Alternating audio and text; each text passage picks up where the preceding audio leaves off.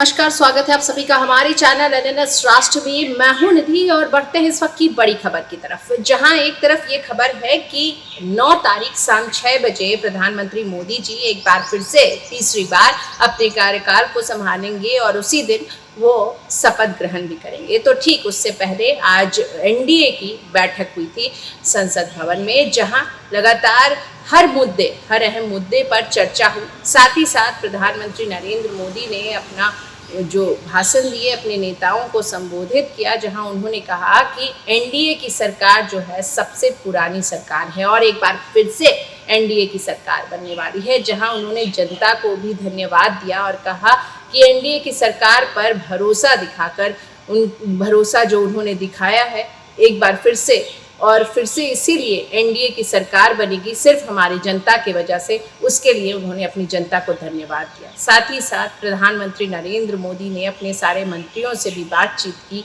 जहां उन्होंने कहा कि हम अब जनता को लेकर काफ़ी ज़्यादा सजग और उन पर समर्पित रहेंगे, उनको किसी भी तरीके को दिक्कत नहीं होने देंगे।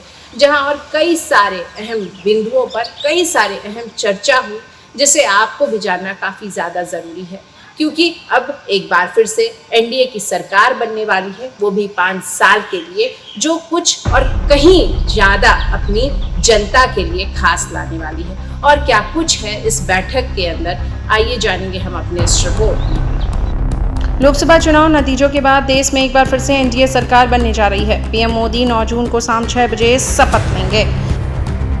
इससे पहले आज एनडीए संसदीय दल की बैठक हो रही है। इस बैठक में नरेंद्र मोदी को एनडीए के संसदीय दल का नेता चुना गया है। पीएम मोदी के संसद भवन में पहुंचने के रक्षा मंत्री राजनाथ सिंह और केंद्रीय गृह मंत्री अमित शाह ने नरेंद्र मोदी के नाम का प्रस्ताव एनडीए संसदीय दल के नेता के रूप में रखा। इसके बाद एनडीए के घटक दल के अन्य नेताओं ने बारी बारी से मंच पर आकर उनके नाम के प्रस्ताव का समर्थन करने का ऐलान किया। इसके बाद सभी नेताओं के सर्वसम्मति से नरेंद्र मोदी को एनडीए संसदीय दल के नेता के रूप में चुन लिया गया। इस मौके पर नरेंद्र मोदी ने खुद को एनडीए के संसदीय दल के नेता के रूप में चुने जाने पर अपने सभी घटक दलों का धन्यवाद किया।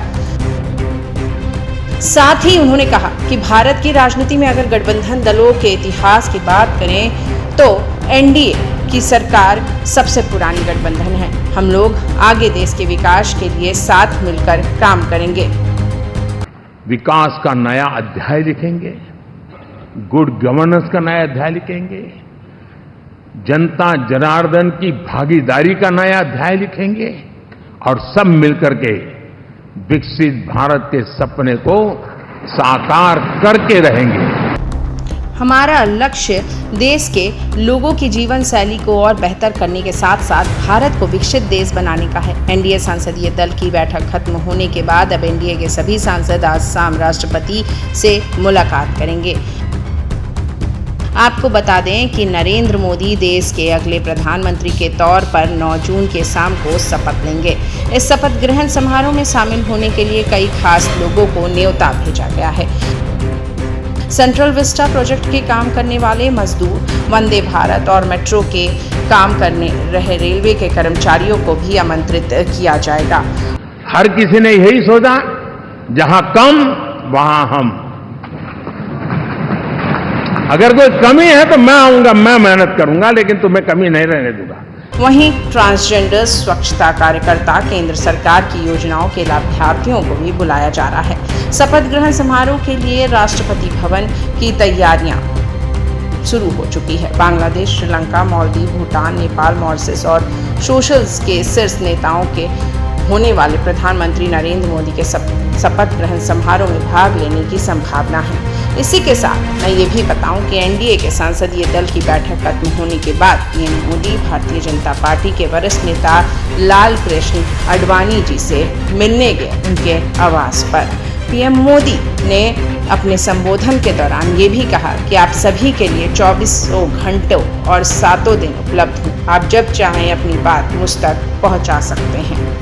तो सुना आपने किस तरह प्रधानमंत्री मोदी जी लगातार अपनी जनता के बारे में चर्चा की, साथ ही साथ अपने मंत्रियों से हर वो बात, हर वो बिंदुओं पर चर्चा की, बातें की जो हम जनता, हम सारे लोगों के लिए काफी ज्यादा जरूरी है। इसी तरह के हर अपडेट के साथ बने रहने के लिए देखते रहिए NNS राष्ट्रीय। नमस्कार।